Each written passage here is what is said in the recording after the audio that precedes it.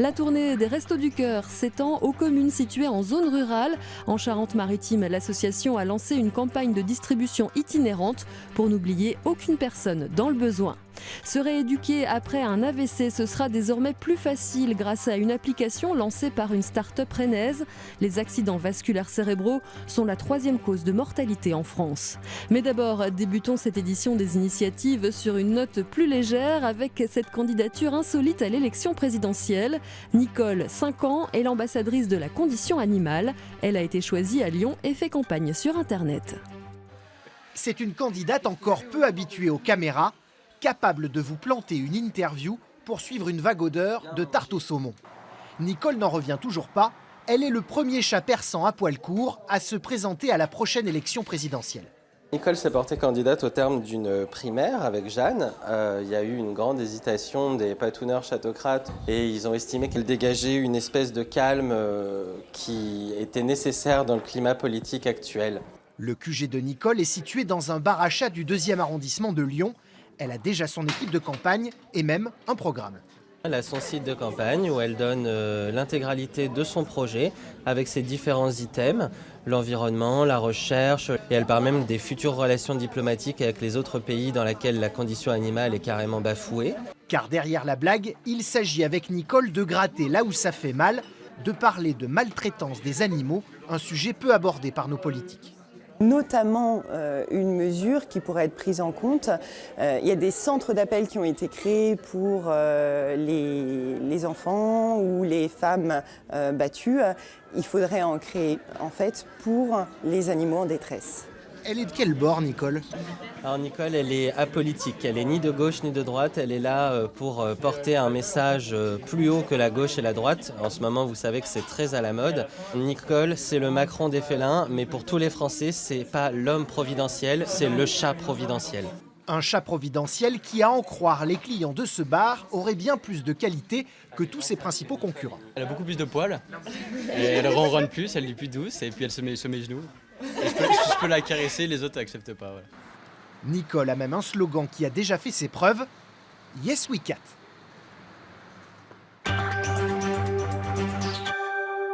Au chapitre santé, voyons à présent ce fléau que constitue l'AVC. 400 000 personnes sont victimes d'un accident vasculaire cérébral chaque année en France. C'est aussi la première cause de handicap acquis par l'adulte. Les victimes d'un AVC ont souvent des séquelles importantes. Une start-up rennaise lance une application pour les aider dans leur rééducation. Vos records ici en nombre de points que vous avez fait à les séances précédentes, le nombre d'heures d'entraînement. C'est la 8e séance pour Nicolas. Il participe à l'atelier du mouvement mise en place par l'association France AVC. Une sorte de jeu vidéo qui propose en fait des exercices personnalisés. Ouais, super. Je joue quand même, mais c'est quand même des exercices qui me font travailler au niveau du bras et au niveau du cerveau aussi, donc ce qui est bien. À l'origine de cette application, Sébastien et Romain. Ils sont spécialisés en biomécanique. Il y a 4 ans, ils ont lancé une start-up. On a vu que nos compétences pouvaient s'allier à un savoir médical pour justement développer une solution d'auto-rééducation qui permettrait aux patients de travailler en toute autonomie, à la fois dans la structure, mais aussi surtout lorsqu'ils retournent à domicile. L'objectif étant d'augmenter la répétition de la tâche et puis l'intensité du travail lorsque la personne travaille toute seule.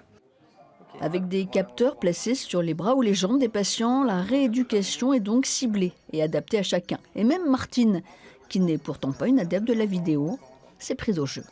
Parce que j'avais l'impression qu'on ne pouvait plus rien faire. Et alors là, c'est désespérant quand vous dites de toute façon, il n'y a plus rien à faire.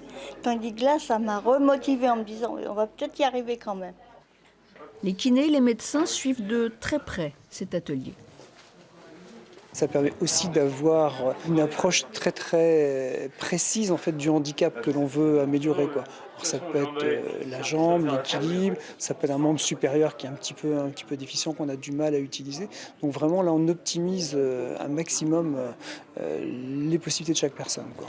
Très prochainement, cet outil connecté sera donc commercialisé et permettra aux victimes d'AVC une rééducation à leur domicile. Et puis parlons solidarité pour terminer. Un peu moins d'1 million de personnes bénéficient de l'aide des Restos du Cœur en France, des personnes qui ne vivent pas que dans les grandes villes. En Charente-Maritime, l'association se déplace donc en zone rurale pour distribuer des repas. 2000 km au compteur en seulement 6 semaines. Comme les camions épicerie d'antan, ce centre itinérant des Restos du Cœur assure la distribution dans les villages de campagne, comme ici, à bord, tous les mardis matins.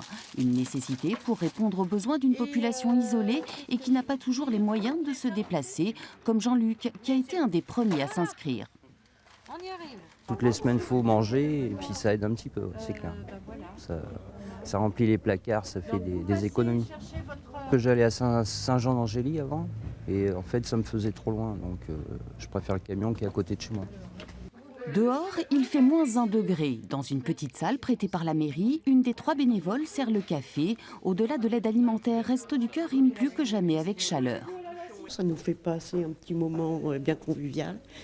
Et puis bon, ça aide bien aussi pour la semaine. Créer du lien social, c'est vraiment fondamental parce que ça aide chacun à survivre d'abord et puis à dépasser sa propre situation et d'essayer de voir ce qui peut être fait avec les autres et pour les autres. Il y a ici aujourd'hui une vingtaine de familles inscrites et chaque semaine, il en arrive de nouvelles. Dans les 4 villages où il effectue sa tournée, ce centre itinérant sert environ 120 personnes. Il y a certainement encore des personnes qui n'ont pas encore osé franchir le pas. À nous, par le candidaton, par le bouche à oreille, de faire en sorte qu'elles se sentent suffisamment en confiance pour venir nous rencontrer. Afin d'élargir son champ d'action, l'association pourrait s'offrir l'hiver prochain un 2e camion.